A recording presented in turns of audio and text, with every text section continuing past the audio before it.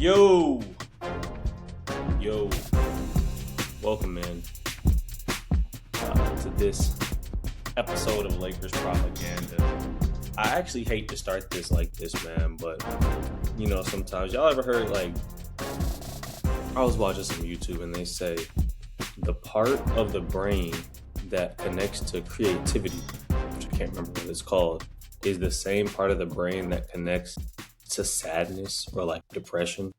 And that's why it seems like a lot of the best artists, music artists, make sad songs. A lot of the best movie directors got these weird horror scenes, or all these Disney movies. It starts off with the parents dying.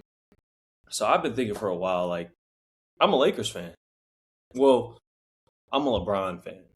So I want to come on here and talk about LeBron and the Lakers. We talked three in the key. We talked the whole league, but I specifically want to talk about what's going on with the team that I watch. They played, how many games did they play this year? 6 plus 4 is 10, so 92 games. And I'm sure I watched probably 80 of the games. And so this is what I'm really an expert on. And I finally got that push to come and talk about them specifically and stop, pretending this is just a neutral, we cheer for everybody type of channel, type of guy with this L and the Lakers getting swept. So we're going to talk today about, we're going to do a post-mortem of the Lakers OKC series. I'll probably come back and talk about the season as a whole. Bron, will he retire? Will he leave? That's macro stuff. And we'll come back to that. But I really just want to talk about this series. Hey, Los Angeles Lakers.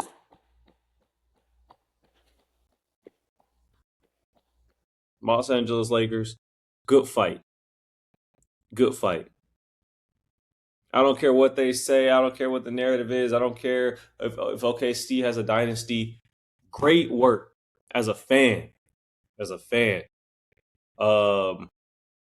You went up against a team that's probably the best team in the league, better than you with your best player. You went up against them without your best player. You lost 4-0. But you had heart. You had fight. It's like sometimes a team is better than you. Sometimes a team is just that much better than you. And so that's the first thing I want to highlight. Every single game, Lakers are in it. Game 2 and 3, they took a lead in the halftime.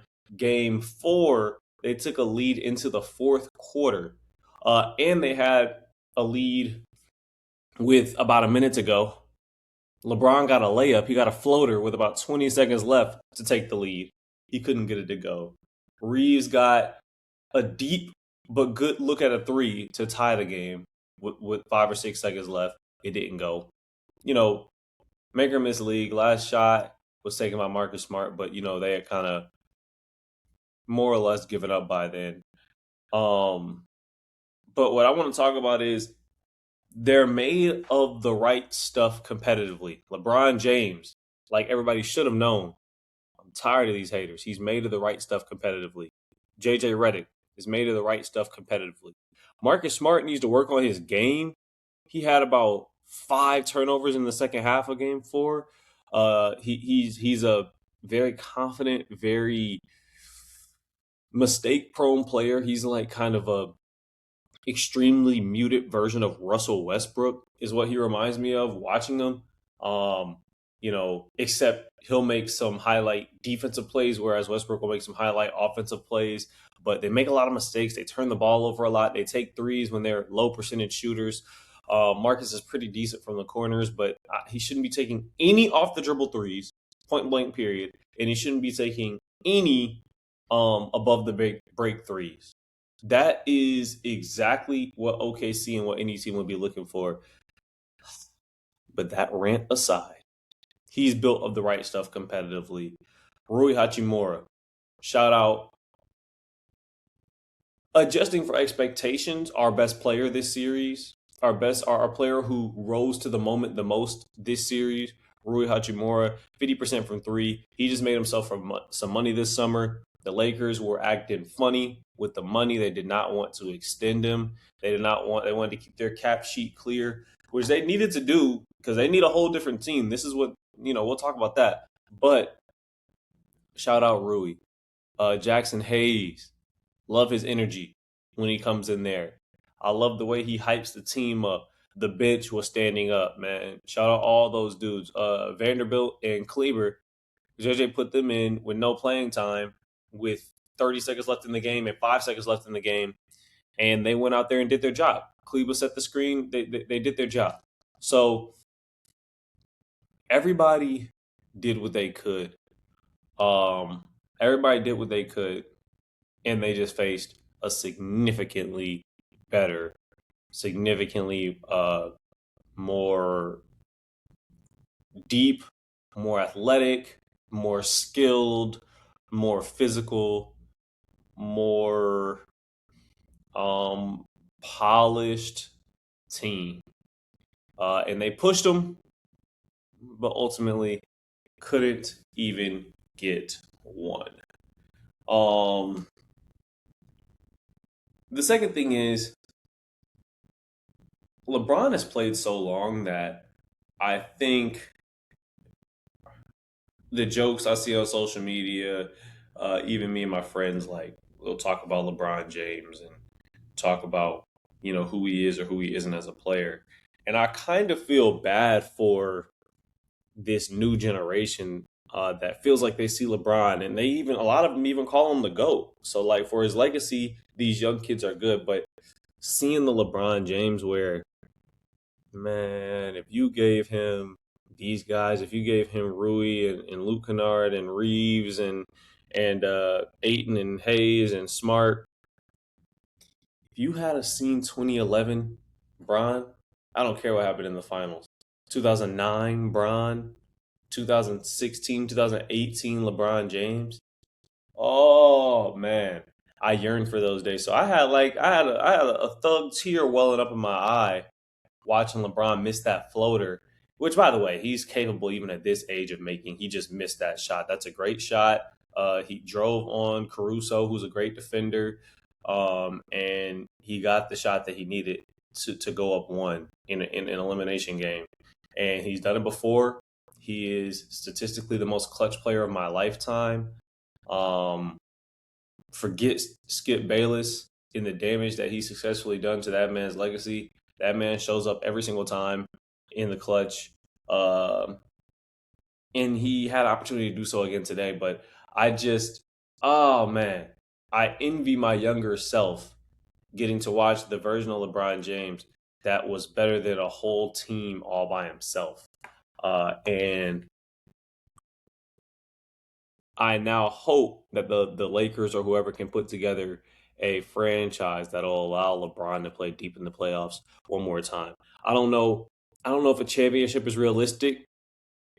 Um, I don't know if a championship is realistic just because the teams that are good are really good, and I don't know any teams out there that are a year 24 LeBron James away. Uh, but to play deep, meaningful playoff basketball, it's been fun. It was fun this year. It was fun the year they went to the Western Conference Finals with D'Lo and Vanderbilt, and them boys came in under Darvin Ham. It's a delight to watch that man in his competitive will, and the way he attacks the game differently. He wasn't shooting the three well all season. He was in a slump, and today comes out his two in the third quarter, pulls up for the logo three. Like, watching my favorite player play playoff basketball is something that, as you guys know, as fans, whoever your favorite player is, whether it's Tatum or whether it's Embiid this year or whether it's Brunson or, of course, the Stephs, the KDs, the Shays, all these guys, Anthony Edwards, Wemby, watching these guys in the playoffs is a true delight as a fan in these 10 playoff games. To get to see LeBron go number one option mode, we're no different. So shout out. This is like the first time I remember when I came on here after a loss to the Nuggets a couple of years ago. Jamal Murray hit a game winner. He hit two in that series, and I was angry. This one I'm more, we tip our cap. We tip our cap because that's what we'll talk about for a quick second. OKC's team build. Hey, I was talking to Jeremiah and Grant about this. Best front office, best front office in the league. Uh, One of the best coaches in the league. Best skill set, best scouts.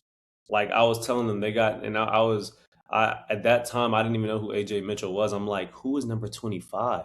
They got number 25 in the second round. That's AJ Mitchell. He averaged 20 for him all series. Shea said after Game 4 that AJ Mitchell was probably their best player this series. He's in the second round player, second year player.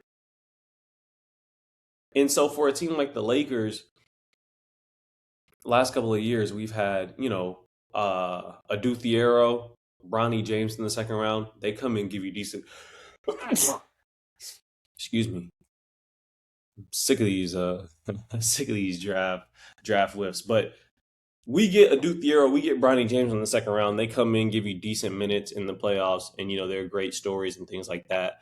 We get Taylor Horton Tucker, Jalen Hood Schifino, Dalton Connect in the first round. These are first round picks. All five of those guys. The three recent first round picks and two recent second round picks are all worse than AJ Mitchell, who was the Thunder, who already were a championship level team. They had just come off the loss to Luka actually in the playoffs in the Western Conference Finals in 2024 when they drafted AJ Mitchell in the second round. And now they have a top 15 pick this year. So if they can get AJ Mitchell in the second round, imagine what they can do with this top 15 pick. I mean, when I say depth, man, Shea, J-Dub, who didn't play this series, Chet, Hartenstein, and whoever they want to start fifth, normally Lou Dort, is just a menacing lineup. And then to be able to lose J-Dub, who had a 40-point finals game last year, and bring in AJ Mitchell, and not miss a beat.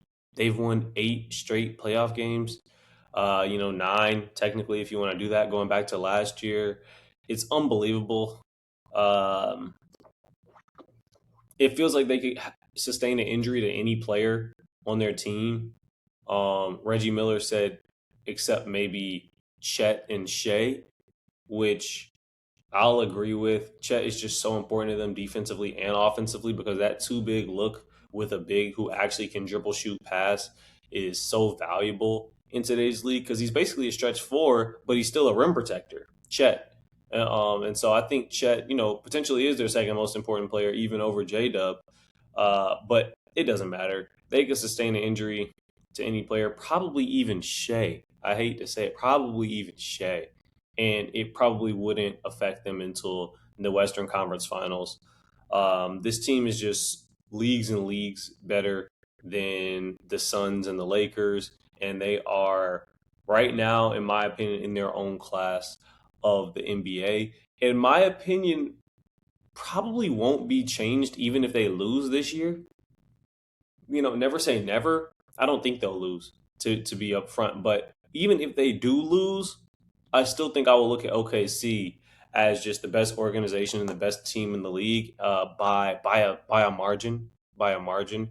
Wemby is trying to close that margin by himself, but I think as great as San Antonio's depth is, and they have great depth, Castle, Fox, Harper, Barnes, Cornette coming out the bench playing great defense, all the guys that contribute over there. I'm missing a starter. Yeah, Champagne. I'm missing some guys, so they have great depth too. But I just think all those guys, except for Wemby, are about 10 to 15% worse than the Thunder guy at that same spot. So, would I rather have, let's think about it. Would I rather have like Castle, who's a beast, or J-Dub? You know what I mean? And so this year, that's why I say going forward, I don't think my opinions are going to be changed even if the Thunder lose because J-Dub's not even playing right now. In the Thunder and the Spurs might end up at the same spot. The Spurs still got to get through the Wolves, who are a playoff menace. So, you know, shout out to the coach, getting them to play hard, getting them to not. I mean, they're up 3-0. They're up 3-0. The Lakers are fighting. It's almost like human nature to just be like, whatever, bruh, we'll win at home. The coach who doesn't seem to scream, who seems to be very calm. Shout out to them. Shout out to Shea as a leader and his calm energy. They don't complain. They don't fuss. They don't fight. They don't push except for Dort. Um, I mean, they're just steady and they're just better than you. They just come in, they go home, they save their money, they dance on TikTok, they chill with their families, they avoid scandals, and they're just better than you every single day. So, shout out to the Thunder. And then I will end on just I'm just going to assume, like I said, we'll talk about the whole Lakers season in a different conversation, but assuming LeBron comes back to the Lakers, what would the Lakers need to compete with the Thunder? Um, and it's a lot. So they do need health, unlike the Thunder. So that's the issue. The Thunder aren't healthy. They haven't been healthy all year. Shea missed like 20 games. So you're going up against a team that doesn't even need to be healthy to beat you, and you need to be healthy to beat them 100 games into the year with old men and injury prone men as your best players. So, you know, Austin Reeves has been hurt the last two postseasons. Luka's been hurt the last 2 years, maybe even 3 years. LeBron James is going into year 24. So you're asking for something that is semi unrealistic at this point, going up against a team like the Thunder. So that's already not good. So how are you gonna react to that? Kennard and Rui make it really hard not to bring them back. They make it really hard because that shooting is so valuable. But what you need to beat the Thunder is to be able to put five people on the court that include a rim protector, no more than one defensive liability, a rim protector, and 3.5 guys that can shoot the ball. So the closest they can get right now is Luka, LeBron. This is the issue. Their best five is Luka, LeBron, Austin. We'll go with Aiton, even though I kind of like Hayes with Luka, and Rui. I don't think Smart is better than Rui, honestly. But the problem is Luka's a defensive liability.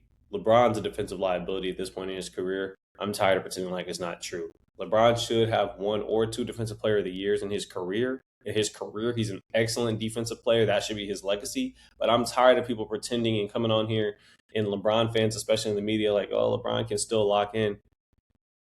I mean, Aiton can lock in on offense sometimes. Does that mean Aiton is not a liability on offense some games? Like, LeBron James misses rotations and doesn't get back on defense on an extremely consistent basis. So he's a liability. Reeves, I actually like Reeves. He fights, but Rui can get lost. There's just no defensive talent. There's no defensive talent on the team. And if you turn to the defensive talent, you put in Smart, you put in Vanderbilt, you know what I'm saying? You lose so much offensive utility with those guys. And so they need to turn their one-way guys, Smart, Vanderbilt, Luke Kennard, Rui. They need to turn those four guys into, like, I will say three just to be realistic. They really need four. But they need to turn those four one-way players into three two-way players that you can start. That you could start. And that'll give you six viable starters. Luka, LeBron, Austin. These in these three guys that can play both sides of the ball. That'll give you six viable, like, 1 through 4 starters. And the reason that's good is because then you have Aiton and Hayes, and you will be starting one of them. So that'll give you 7 guys that you can play. Because here's the issue with OKC. They can start. Caruso can start. Caruso did start. in a Game 6 closeout NBA Finals game in 2020. Caruso can start. Ajay Mitchell can start. He won't necessarily be starting next year. Kaim Wallace, when he doesn't, he can start. He can start somewhere. These guys are good. Isaiah Joe on a lesser team can start. You know, like it's absolutely ridiculous.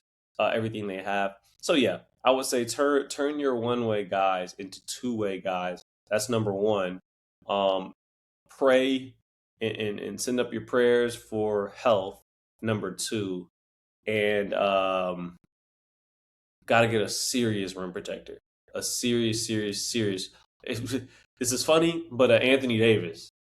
Anthony Davis, because you need somebody that can basically be two places at once coming up. Not all of this is not Steph, thank God. The one Thunder weakness is that 3-point shooting comes and goes. So you don't need somebody a big to be all the way up to the level of the pick and roll like you do against Steph. But you do need somebody that can contest on the mid range, which OKC is hitting. They're hitting that mid range. You can test on that and still have active enough hands to disrupt the pocket pass to their two finishing 7-footers. So yeah, I mean, you know, those are the three things you need. You need health. You need to turn 4 one-way guys into 3 starting level two-way guys, which is no easy feat. And then you need a real rim protector. I would prefer to also keep Hayes and Ayton. But I have no idea how realistic any of this is with the salary cap. I don't know nothing. I'm just telling you from a basketball perspective, if money was no object, what they would need to even come close. And then you need Luka, of course, to be 2024 Luka, where he's just indomitable. And OKC kind of just has to throw their hands up and send 2 and 3 to the ball so that Reeves, LeBron, and to a lesser extent, whoever those replacement starters for Rui and Luke can take advantage of those. Can take advantage of those advantages. So, Rob Pelinka, you know, you're up. I feel like the Lakers really showed competitive fire this series, and it'll be on Rob. It's on you to show some competitive fire this summer. New owner, new, financial infusion into the building. If we're going to keep LeBron, let's give him one last real chance. The best we can. Luka's not getting any younger. He's an old 27 or 28. So, you know, good fight. Good fight from everybody involved. Great season. Welcome to Lakers propaganda. I'm off all that other stuff. It's the end of the season now, so we'll see it more over big offseason moves in the next season. But I just want to come over here and talk about the Lakers for a quick second because that's what I watch. Whew. So, yeah, as predictions go, I assume the Thunder will take care of everybody in route to back-to-back championships, and we'll have to start having some serious conversations over just how good this Thunder team is historically and just how good Shea is historically. But we'll see about that. We'll see what the Lakers can get done. I'll talk to y'all soon, man. Appreciate you for being here. Let me know what y'all think about this Lakers-Thunder series in the comments. Am I giving the Lakers too much credit? Like, did they really fight, or was it fake where it was OKC just chilling in the first half? Man, we'll see. But I'll talk to y'all soon. Peace.